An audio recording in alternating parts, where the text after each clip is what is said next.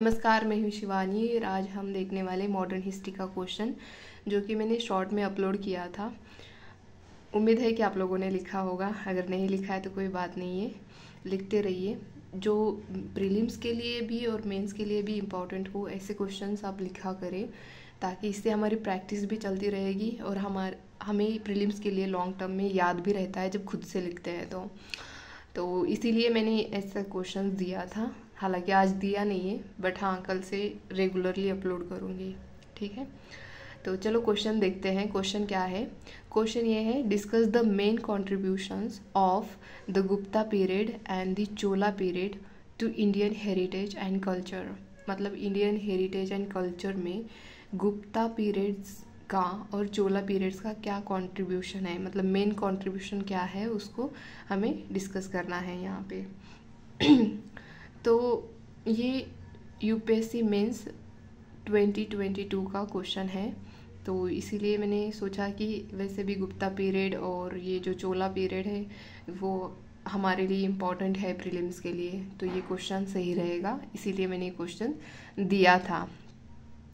तो चलो देखते हैं। इंट्रोडक्शन मैंने स्टार्ट किया फैक्ट के साथ। जैसे कि Gupta empire 4th to 6th century EC मतलब एडी में था, और एंड द चोला डायनास्टी जो थी वो 9th to 13th सेंचुरी तक थी। तो made significant contribution to Indian heritage and culture including literature, science, art, temple, education, administration and governance.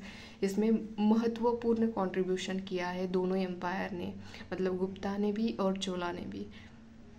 तो अब इनका कंट्रीब्यूशन क्या है इन एरियाज़ में? Literature, science, art, temple architecture, education, administration, इनमें तो वो हम देखेंगे डिटेल में। ठीक है, तो मैंने यहाँ पे फर्स्ट लिखा है चोला डायनेस्टी का।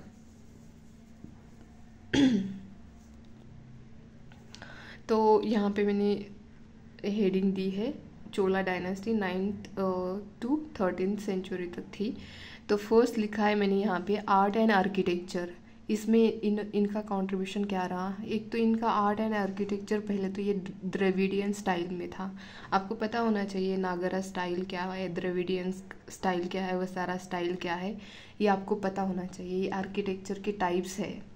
अभी नगारा जो राम टेम्पल है वो नगारा स्टाइल का टेम्पल आर्किटेक्चर बना है, तो वो आपको पता होना चाहिए। और इससे रिलेटेड क्वेश्चन ज़रूर आएगा यूपीएससी में, क्योंकि राम मंदिर इतना फेमस, तो उसका आर्किटेक्चर तो पूछा ही जाएगा ना। तो वो प्रीलिम पर्सपेक्टिव से हमारे लिए ये इम्पॉर्टेंट बन जाता है। तो आप देख लेना इनका डिटेल में, इनके कैरेक्टरिस्टिक, इनके फीचर क्या क्या होते हैं वो आप अच्छे से देख लेना। लेकिन चोला जो थे इनका द्रविडियन स्टाइल था। जैसे कि मैंने एग्जांपल लिखा है बृहदेश्वर टेम्पल जो है तंजावुर में, ये सबसे बड़ा फेमस एग्जाम्पल है। वैसे 3 चोला के जो टेम्पल हैं उनको लिविंग चोला भी कहा जाता है। यूनेस्को वर्ल्ड हेरिटेज साइट भी है, तो यूनेस्को वर्ल्ड हेरिटेज साइट के ही उनको लिविंग चोला कहा जाता है। कौन कौन से टेम्पल है वो मुझे कमेंट बॉक्स में बताना।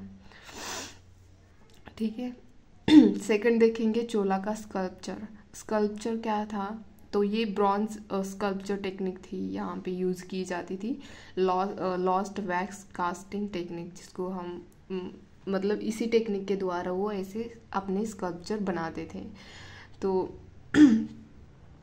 फर्स्ट टाइम ये टेक्निक कहाँ पे शुरू हुई थी, मतलब कौन से पीरियड में हुई थी, आप मुझे कमेंट बॉक्स में बताना। ठीक है, तो एग्जाम्पल लिखा है मैंने यहाँ पे फेमस नटराज एंड अर्धनारेश्वर जो स्कल्पचर है वो चोला के पीरियड्स के मतलब फेमस है ये स्कल्पचर।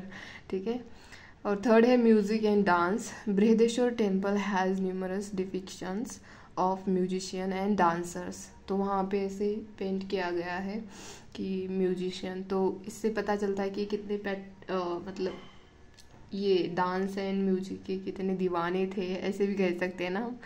तो वैसे भरतनाट्यम ये तो फेमस है, बहुत पुराना डांस है ये। तो एग्जाम्पल भी इसको भी ये पैट्रोनाइज करते थे। तो से थर्ड हो गया, फोर्थ देखेंगे अब हम। तो फोर्थ है लिटरेचर। लिटरेचर देखेंगे हम चोला का। The Chola period witness a flourish of Tamil literature. मतलब इन चोला के पीरियड्स में तमिल लिटरेचर बहुत ज़्यादा ही मतलब अपने हायर स्टेज में था, ऐसे कह सकते हैं। जैसे कि कलादार, जो कलादम भी कहा जाता है इसको, एक तमिल ग्रामर है। और कंबन, जो तमिल वर्जन ऑफ रामायण। रामायण जो है, जो वाल्मीकि ने लिखा था, इसका तमिल वर्जन कहा जाता है इसको, कंबन को। कंबन याद रखना, प्रीलिम्स में भी पूछा जा सकता है। ये कलादार क्या है, ये भी पूछा जा सकता है, तो इम्पॉर्टेंट है, ये याद रख लेना, ठीक है। फिर देखते हैं administration and governance. Local self governance with Ur and Sabha acting as a village assemblies. मतलब इनका जो लोकल लेवल तक इनका एडमिनिस्ट्रेशन था, जैसे कि ऊर, सभा, ये भी आपको याद रखने की ज़रूरत है, प्रीलिम पर्सपेक्टिव से इम्पॉर्टेंट है। तो यहाँ पे इंस्क्रिप्शंस भी मिले थे। उत्तरा मेरूर इंस्क्रिप्शन, जो कि मतलब प्राणतका जो था, जो चोला का डिसेंडेंट भी कह सकते हैं ना, तो उसकी विक्ट्री हुई थी मदुराई पे। तो उसने ये डिटेल में मतलब इंस्क्रिप्शन जारी किया था, ठीक है। तो ये इंस्क्रिप्शन स्पेशली इलेक्शन, जो मेंबर इलेक्टेड होते हैं उनके रिलेटेड है ये, तो आप याद रख लेना, ठीक है। अब देखते हैं सेकंड है गुप्ता एम्पायर, जो 4th and 6th सेंचुरी के बिटवीन था। तो इनका आर्ट एंड अगर आर्किटेक्चर देखा जाए तो ये नगारा स्टाइल और पंचयातन बड़ा फेमस है इनका स्टाइल। जो पंचायतन मतलब ऐसे छोटे छोटे टेम्पल एक से लग के एक ऐसे होते हैं ना, उसको पंचायतन स्टाइल बोलते हैं। तो बट नगारा ही स्टाइल कह सकते हैं मेनली। अगर पंचायतन पूछा जाए तो वो अलग है बट हाँ, वो भी गुप्ता से ही रिलेटेड है, इतना याद रख लेना। दशावतारा टेम्पल एट देवघर, ये बड़ा फेमस है इनका टेम्पल। और एक है पार्वती, बट उससे ज़्यादा तो यही दशावतारा टेम्पल इम्पॉर्टेंट है। लिटरेचर अगर इनका देखा जाए तो Sanskrit literature flourish under the Gupta. मतलब जो संस्कृत ज़्यादा अगर देखा जाए, वैसे महाभारत रामायण भी इन्हीं के टाइम पे फ्लरिश हुए हैं, इन्हीं के टाइम पे लिखा गया है, ऐसे कहा जाता है। एग्जैक्टली तो हमको भी नहीं पता, बट हाँ इन्हीं के टाइम पे लिखा गया है कहते हैं। तो याद रखना, संस्कृत जो लिटरेचर है इन्हीं के टाइम पे फ्लरिश हुआ है। जैसे कि जो पाणिनि उन्होंने अष्टाध्यायी लिखी थी, इन्हीं के टाइम पे लिखी थी, तो ये भी याद रख लेना, ठीक है। काफ़ी चीज़ें याद करने के लिए कह रही हूँ ना मैं क्योंकि ज़रूरी होता है। देखो प्रीलिम्स के लिए ना बहुत माइक्रो स्टडी की ज़रूरत होती है, बहुत छोटी छोटी ये चीज़ें हमें याद रखने की ज़रूरत होती है, बट वेस्ट नहीं होता, पता है। जब ऑप्शन भी हम एलिमिनेट कर पाते हैं ना, तो भी वो वर्थ है। अगर हमारे नॉलेज से हम अपना मतलब आंसर का ऑप्शन भी एलिमिनेट कर रहे हैं ना, तो वर्थ हो जाता है, ठीक है। तो अब देखते हैं हम, इसका एग्जाम्पल मैंने लिखा है यहाँ पे, मालविक अग्निमित्रम, जो कालिदास की लिखी गई है, इन्हीं के टाइम पे लिखी थी। और मृच्छकटिकम जो ड्रामा था, शूद्रका ने लिखा था, तो ये भी इन्हीं के टाइम पे लिखा गया था। तो ये इतना ज़्यादा इम्पोर्टेंट था इनके टाइम पे लिटरेचर, गुप्ता के टाइम पे। तो अब देखते हैं इनका एडमिनिस्ट्रेशन एंड गवर्नेंस। अगर गुप्ता का देखा जाए तो इनका जो एडमिनिस्ट्रेशन था वो डिसेंट्रलाइज था, तो ये बहुत इम्पोर्टेंट हो जाता है प्रीलिम्स के पर्सपेक्टिव से, ये डिसेंट्रलाइज था। एग्जाम्पल जैसे कि प्रोविंसेस को भुक्तीज कहा जाता था, और डिस्ट्रिक्ट जो थे तो उसको विषयाज कहा जाता, सॉरी वैश्य नहीं, विषयाज कहा जाता था। तो ऐसे इनका डिसेंट्रलाइज हुआ था। फिर ग्रामा और ये सब आते थे लास्ट में, ठीक है। अब देखते हैं mural paintings. Ajanta depicting life of the Buddha.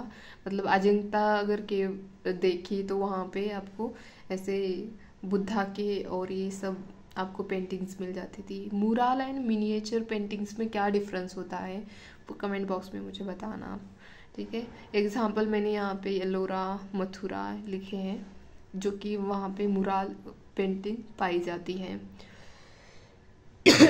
Gupta period की। अगर इनका स्कल्पचर देखा जाए तो bronze Buddha found at Sultanganj और iron pillar at Mehrauli Delhi.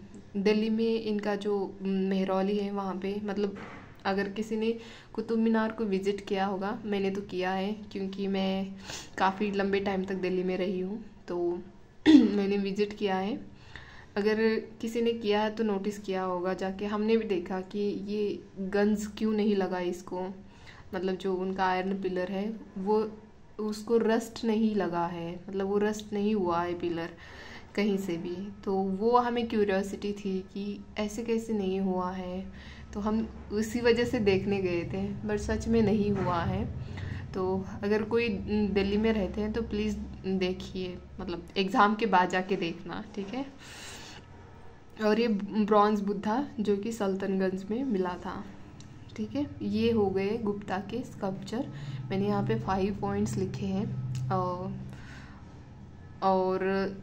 भी ज़्यादा लिख सकते थे, बहुत कुछ है साइंस और इसके भी पॉइंट्स हम ऐड कर सकते थे, मैंने नहीं किया है।